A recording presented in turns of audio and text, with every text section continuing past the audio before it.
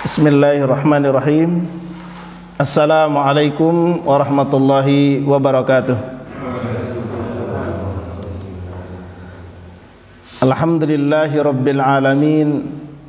Wassalatu wassalamu ala asrafil anbiya'i wal mursalin, Sayyidina wa maulana Muhammadin wa ala alihi wa ashabihi wa man tabi'ahu bi ihsanin ila yaumiddin. Qala Allah Ta'ala fi kitabihil karim, Ya ayyuhalladzina amanu taqullaha haqqa tuqatih wa la tamutunna illa wa antum muslimun. Wa qala aydan, A'udzu billahi minasy syaithanir rajim. Bismillahirrahmanirrahim. Ahasiban nasu ay yutraku ay yaqulu amanna wa hum la yuftanun. Sadaqallahul azim. Bapak Ibu jamaah salat subuh Masjid Permata Al-Falah yang dirahmati Allah SWT,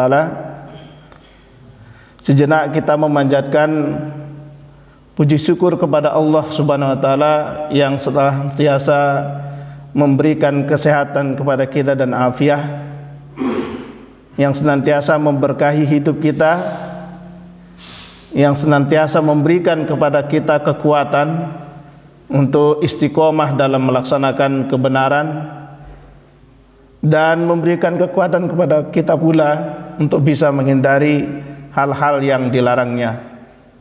Mudah-mudahan duduknya kita di tempat ini, kebersamaan kita di tempat ini diliputi oleh rahmat Allah SWT. Amin ya rabbal alamin. Salawat serta salam semoga tercurah kehadiran baginda Nabi besar Muhammad sallallahu alaihi wasallam beserta seluruh istri-istri beliau, sahabat dan siapapun yang senantiasa mengikuti jejak Rasulullah SAW sampai hari kiamat nanti. Yang ketiga, terima kasih Bapak Ibu sekalian sudah bertahan menunggu pekan kelima. Pekan yang jarang-jarang ada ya. Terima kasih sudah menunggu pekan kelima. Saya coba untuk mengisi pekan yang jarang ada ini, yang insya Allah kita isi dengan majelis ilmu sesuai dengan pengetahuan yang saya miliki. Mudah-mudahan Allahumma rzuqna ilman nafi'a wa amalan mutaqabbala wa rizqan halalan thayyibah. Bapak Ibu sekalian dirahmati Allah SWT, di dalam Al-Quran Allah SWT berfirman, Ahasiban nasu ayyutraku ayyakulu amanna wa hum la yuftanun. Apakah manusia itu mengira bahwa mereka dibiarkan saja mengatakan kami telah beriman, amanna wa hum la yuftanun, sedang mereka tidak diuji lagi. Firman Allah ini termaktub dalam surat Al-Ankabut ayat 2 hingga ayat 3. Ini berarti Bapak Ibu sekalian, siapa saja yang telah mendeklarasikan keimanannya, siapa saja yang telah menyatakan dirinya sebagai orang yang beriman, maka hendaklah ia bersiap-siap untuk diuji. Dan setelah ujian itu datang, barulah Allah akan mengetahui kadar dan kualitas keimanan kita semua. Barulah akan nyata sebesar apa keimanan kita kepada Allah, kualitasnya sebaik apa keimanan kita di hadapan Allah SWT. Semuanya akan terlihat setelah Allah memberikan ujian. Lalu pertanyaannya, mengapa orang yang beriman saja yang diuji? Logika sederhananya, orang yang diberikan ujian, yang mendapati UAS, yang PTS, ya, ujian tengah semester, ujian akhir semester, kan itu anak sekolah. Ya. Jadi orang kafir di dunia itu bukan anak sekolah. Karena mereka tidak dapat ujian. Yang mendapat ujian adalah orang-orang yang sekolah. Di dunia pendidikan dulu kita dari SD, bahkan dari TK, SD, kemudian naik kelas. Setiap kali kita akan naik kelas, pasti akan dilaksanakan ujian. Dan soalnya adalah soal yang sesuai dengan kelas kita. Maka kalau kelas kita masih SD, ujiannya tentu tidak berat, tidak sama dengan yang SMP. Ketika kita masuk SMP, maka ujiannya juga tidak sama dengan ketika kita di SMA. Pun demikian ketika kita SMA, tentu saja tidak sama ujiannya dengan orang-orang yang di perguruan tinggi. Maka kadar keimanan, tingkat keimanan kita ini menentukan ujian kita itu seberat apa. Maka menjadi pertanyaan besar, kenapa saya ujiannya ringan-ringan saja? Berarti imannya masih tingkat SD. Ya. Husnuzonnya, kalau ujian kita berat, ini berarti iman kita sedang di-upgrade oleh Allah Subhanahu wa taala. Maka kalau kita lulus dari ujian ini, nyata kualitas iman kita di hadapan siapapun. Padahal sesungguhnya di dalam hadis Rasulullah disebutkan, di situ disebutkan asaddu balaan. Jadi dalam sebuah hadis disebutkan bahwa Hammad bin Zaid itu pernah bertanya kepada Rasulullah, dari Sa'id. Dia bertanya kepada Rasulullah, "Ayyun nas asaddu balaan?" Siapakah manusia yang paling berat balanya, ujiannya? Qala, maka Rasulullah berkata, al-anbiya, para nabi, tsummal amsal fal amsal, kemudian orang yang semisalnya di bawahnya dan terus di bawahnya. Jadi ternyata mengapa begitu berat dan ujiannya Rasulullah dan para nabi yang lain? Karena tingkat keimanan mereka tinggi. Ya. Tingkat keimanan mereka sangat tinggi. Jadi jangan menyangka kemudian ketika seorang nabi itu ujiannya tidak berat. Berat. Nabi Muhammad sendiri seperti yang kita dengarkan ceritanya kemarin harus diboikot selama sekian tahun, dilarang untuk berhubungan dengan dunia luar, diisolasi dalam sebuah tempat, diuji dengan kelaparan dan kematian. Bagaimana Rasulullah ketika menyampaikan kebenaran, bukan disambut malah disambit, bukan disambut malah dilempar. Bagaimana Rasulullah SAW dalam waktu yang bersamaan dia harus kehilangan orang-orang yang dicintainya.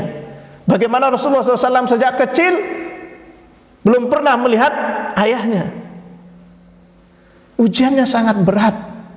Maka kalau kita bandingkan dengan ujian kita, belum seberapa. Bagaimana dengan ujian Nabi Ayub alaihissalam? Bagaimana ujian Nabi Musa alaihissalam? Bagaimana ujian Nabi Ibrahim yang begitu berat, yang harus menyembelih anaknya, yang satu-satunya yang selama ini diimpi-impikan untuk mempunyai anak, tapi pada ujungnya dia harus diuji dengan kematian. Jadi maknanya bahwa setiap kita akan diuji berdasarkan keteguhan dalam beriman. Semakin teguh keimanan kita, maka semakin berat ujian yang akan kita hadapi. Semakin erat kita berpegang kepada agama ini, maka semakin berat juga ujian yang akan kita terima. Nah, inilah yang akan menjadi pembahasan kita pada pagi hari ini. Ujian-ujian apa saja yang biasanya dialami oleh manusia. Bapak Ibu sekalian, Allah SWT berfirman dalam surah Al-Baqarah ayat 155 hingga ayat 157.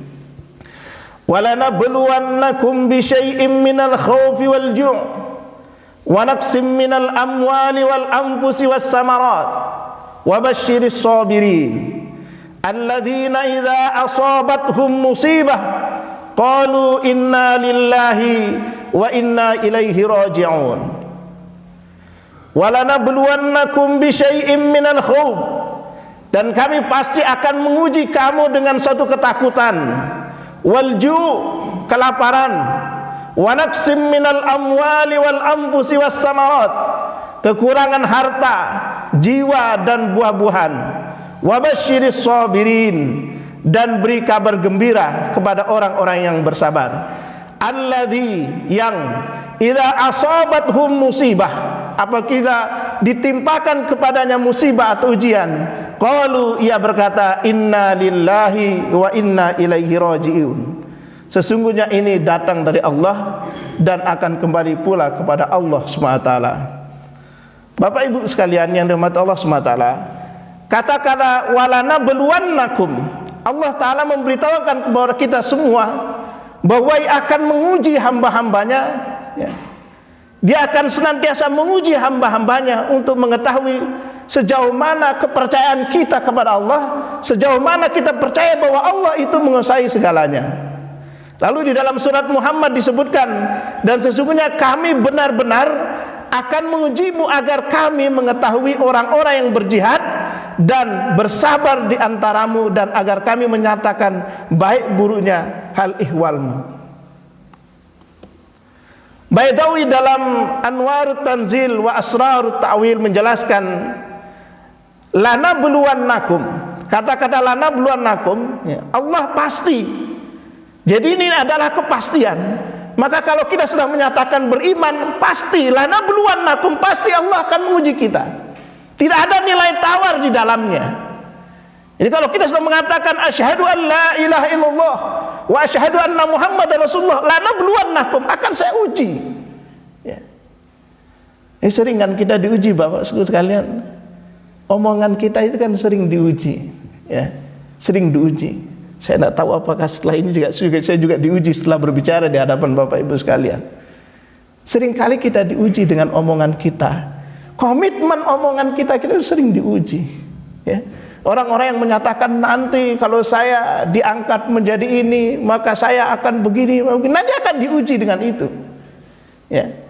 Nanti kalau saya menjadi ini, insya Allah nanti akan begini, pasti akan diuji dengan ujian itu. Komitmen kita, ucapan kita kepada Allah, deklarasi kita tentang bahwa kita beriman, itu pasti akan diuji. Kenapa Allah harus memberikan musibah kepada manusia? Tidak lain supaya ini kita memahami bahwa semua ini adalah sebuah pelajaran dalam kehidupan kita. Ujian pertama, rasa takut. Minal khauf. Jadi rasa takut yang dimaksud di sini menurut Imam Baidawi, menukil pendapat Imam Syafi'i, rasa takut yang dimaksud adalah takut kepada Allah. Jadi kadang-kadang takut kita itu tidak beralasan. Sudah kaya takut miskin, kan gitu ya. Tidak ada orang miskin takut kaya, tidak ada. Ada gak? Yang ada diharapkan kaya.